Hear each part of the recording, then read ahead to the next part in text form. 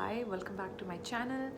இன்னைக்கு வந்து நம்ம IELTS ஓட ரீடிங் டெஸ்ட் பற்றி பார்க்க போகிறோம். Reading test is comparatively tough எனக்கு கம்பேர்ட் டு லிசனிங். ரீடிங் ஏன் கஷ்டம்னா சின்ன வயசுலேருந்து இந்த காம்ப்ரிஹென்ஷன் பேசேஜஸ் எல்லாம் I will never be interested. எப்போ முடிச்சுட்டு எப்போ போகலாம் அப்படின்ற மாதிரி இருக்கும். ஸோ இந்த IELTS reading test is just like the comprehension passages that we took. நான் வந்து இந்த வீடியோவில் உங்களுக்கு இந்த ரீடிங் பேட்டர்ன் என்ன அண்ட் என்ன மாதிரி டைப் ஆஃப் ஆன்சர் ஃபார்மேட்ஸ் எல்லாம் அதில் இருக்கும், எப்படியெல்லாம் கன்ஃபியூஸ் பண்ணுவாங்க அப்படின்ற டீட்டெயில்ஸ் எல்லாம் உங்களுக்கு சொல்ல போகிறேன். Beginning with what type of passages are we going to be seeing அப்படின்றத பற்றி பார்ப்போம். 3 செக்ஷன்ஸ் இருக்குது இதில் and the total time allotted is 60 minutes. A number of questions வந்து 40 questions. Section 1 வந்து ஒரு சின்ன பேராகிராஃப் இருக்கும். அது என்ன மாதிரி இருக்கும்னா டீட்டெயில்ஸ் வந்து ஏதாவது அட்வர்டைஸ்மெண்ட் பற்றி, ஏதாவது ஒரு டைம் டேபிள் பற்றி, something that is very social, அந்த மாதிரியான பேராகிராஃப் இருக்கும்.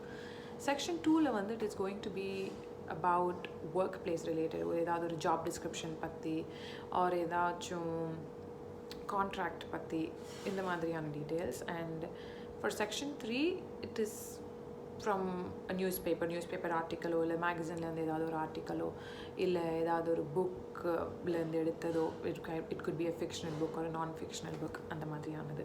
இந்த 3 டைப் ஆஃப் பேராகிராஃப்ஸ் தான் வந்து நம்ம இதில் பார்க்க போகிறோம். இதில் வந்து முக்கியமான விஷயம் செக்ஷன் 3 தான் வந்து இட் இஸ் லாங்கர். ஸோ என்ன கேட்டிங்கன்னா I would tell or I would suggest நீங்கள் வந்து செக்ஷன் 3 ஃபஸ்ட்டு முடிச்சுட்டு அப்புறம் செக்ஷன் 2 செக்ஷன் 1 பண்ணிக்கலாம் அப்படின்னு. ஏன்னா section 3 is longer and it would consume more time. நம்ம செக்ஷன் 1 அண்ட் செக்ஷன் 2ல் if you are stuck somewhere and we are going to lose a major part of section 3. இந்த தப்பு நான் பண்ணியிருக்கேன். ஸோ அதனால் doing this way would work அப்படின்ட்டு சொல்கிறேன். இப்போது இதோட paragraph format பற்றி பார்த்தாச்சு. Now we are going to be looking into the type of answers format. This is really huge. ஏன்னா கிட்டத்தட்ட ஒரு 11 type of formats வச்சுருக்காங்க IELTSல. Starting with multiple choice questions, which is very common. நம்ம எல்லா எக்ஸாம்ஸ்லையும் எழுதுகிற மாதிரி தான். either you choose one option or you choose more than one option. அவங்க என்ன இன்ஸ்ட்ரக்ஷன் கொடுத்துருக்காங்களோ அதுக்கேற்ற மாதிரி ஆன்சர் இன்புட் பண்ணுவோம். அண்ட் அடுத்த ஒரு ஃபார்மேட் என்னென்னு பார்த்தீங்கன்னா it is about true or false.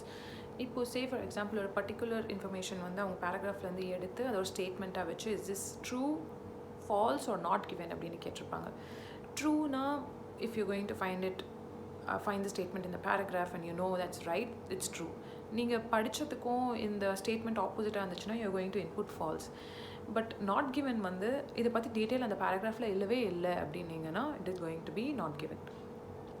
And இன்னொரு type of true or false எப்படி பார்ப்பீங்கன்னா do the following statements agree with the writer's view or the writer's perspective அப்படின்னு கேட்டிருந்தாங்கன்னா நம்ம yes, no or not given again choose பண்ணி எழுத வேண்டியது இருக்கும். But you have to be very careful.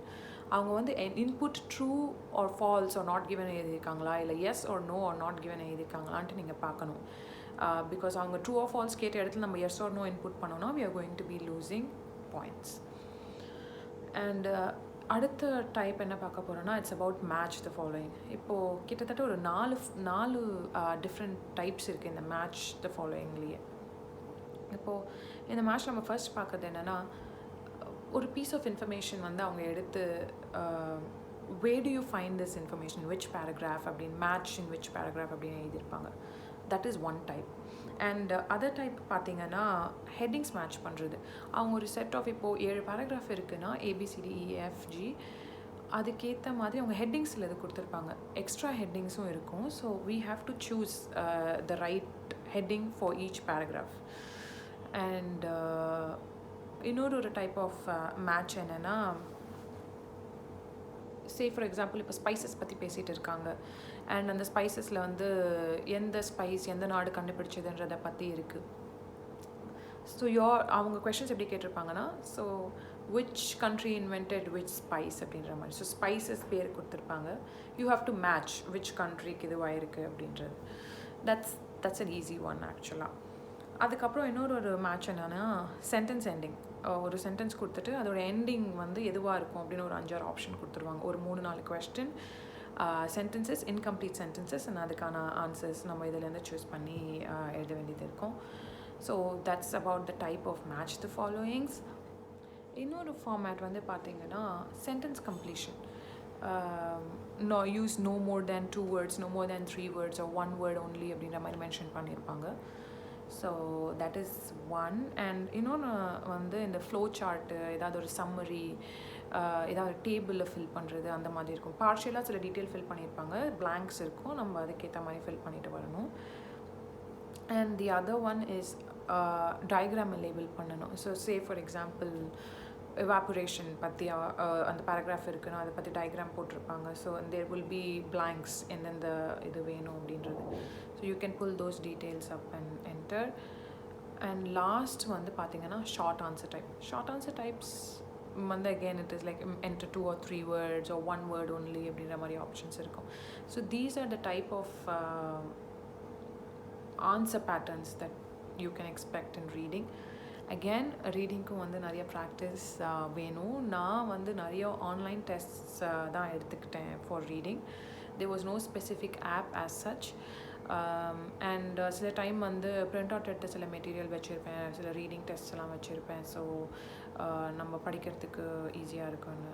the only thing is you have to spend அவ்வளோ time for reading. இப்போது listening எல்லாம் வந்து 40 minutes, பட் ரீடிங்க்கு வந்து you have to spend another 20 more minutes. இப்போ ரொம்ப பிஸி லைஃப் எப்படி இருக்கும், so with work and all that, அப்போ வந்து நீங்கள் இந்த டைம் ரீடிங்க்கு ஸ்பெசிஃபிக்காக ஒதுக்கிறது it is very important. And of course you need more concentration as well. But don't worry, this is going to be easy. Practice makes a man perfect. Connect பண்ணுவோம் நிறையா, தெரிஞ்சுப்போம் நிறையா.